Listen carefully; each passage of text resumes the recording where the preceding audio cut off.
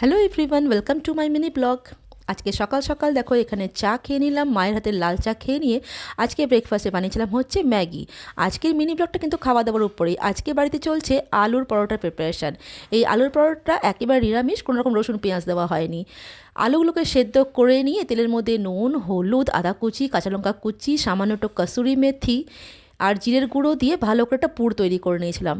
তারপরেই খুব ভালো করে পুরটাকে ভরে নিয়ে চারিদিক দিয়ে পুরটাকে ঘুরিয়ে নিলাম যাতে আলুর পরোটাগুলো ভালো হয়। তারপর গোল গোল করে বেলে নিয়ে এই লোহার তাওয়াতেই আমি আলুর পরোটাগুলো ভাজবো।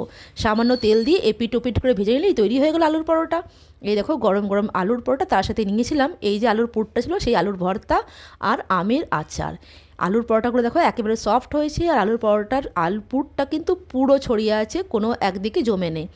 এইভাবে আলুর পরোটা চোখা আর আচার দিয়ে খেতে কিন্তু দারুণ লাগে।